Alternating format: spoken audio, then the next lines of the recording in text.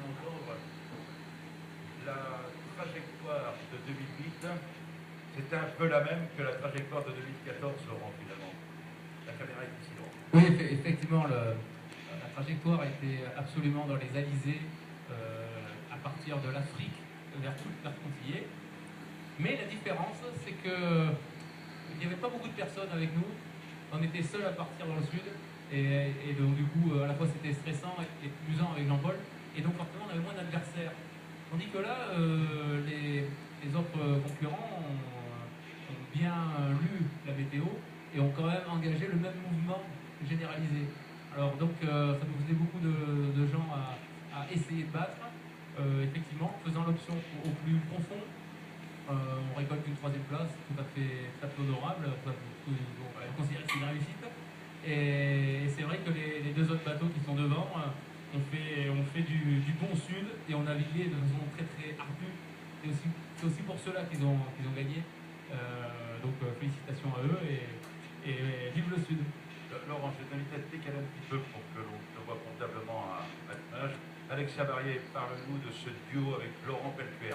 Ça s'est passé comment sur le Figaro Veneto, les 30 corsaires, pendant 22 jours? La collaboration a été formidable, extraordinaire. Parle-nous du comportement du marin, du caractère, de cette performance, de ce garçon qui ose prendre des options. Vous l'avez pris en commun, cette décision pour partir au sud. Ça a été 22 bonnes journées avec Laurent Pellecuer sur 30 corsaires. Alors, c'est vrai qu'au début, on a attaqué fort avec des conditions difficiles et Laurent est un guerrier, donc il a tout de suite, il est rentré dans le match. C'était très physique, donc il a pris à bras le corps tout ce qui est bateau sale, tous les trucs durs, etc.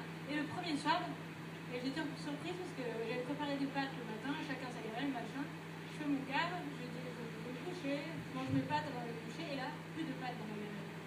Alors là, si ça commence comme ça, je vais le tuer, quoi. Et finalement, il s'est tellement dépensé, etc. C'était juste une guitade. Laurent est un garçon fantastique. Et cette option sud, c'est sûr qu'il l'a engagé, on en a discuté. Moi, je lui ai posé 3000 questions pour juste mesurer tout ce que ça impliquait. Mais j'étais 100% d'accord. Je préférais aller me faire bronzer au soleil plutôt que de me retaper du près pendant 10 jours. On va en parler ce soir dans le journal, si vous faites l'invité de bien nous retrouver. Mais alors, ce final, avec Roland Jourdain et Martin Lepape à Cornouailles, ça a été incroyable, quoi. 100 mètres. Oui, alors c'est incroyable pour le spectateur. C'est déplorable pour le navigateur qui aurait pu tirer des bords un peu plus serein, vu la petite avance qu'on avait créée, conservée pendant 2 jours de façon méthodique, au millimètre, c'est acharné, et tout a fondu au soleil en 2 secondes. C'est pire qu'au ski, là, c'est pas possible, le soleil est trop fort. Heureusement que le dernier glaçon était pour nous, et on a glissé pour la ligne d'arrivée en troisième place et devant. Ouais. Beau podium, belle récompense. Vous avez été remboursé justement du choix et du débours que vous avez connu à un moment dans le classement général. Terminé sur le podium de la Transat HDR La Mondiale, c'est une vraie satisfaction. Ah oui, c'est vrai qu'il y a des classements intermédiaires tous les jours, toutes les heures et tout, qui ne veulent absolument rien dire. Sauf qu'on les lit et on les voit quand même. Eh oui, c'est de la géométrie, et alors que nous, on était dans la physique. Ouais. Alors si vous ne l'aviez pas compris, nous parlons du voilier 30 corsaires que l'on peut lire sur les t-shirts et qu'il y a juste derrière nous. On va inviter Roland Jourdain et Martin Lepape à venir nous retrouver dans un instant. Juste une dernière question, vous rêvez de quoi en ce moment? De repos, d'un bon steak frit, de retrouver la famille, de boire un coup, de faire la fête, Alexia?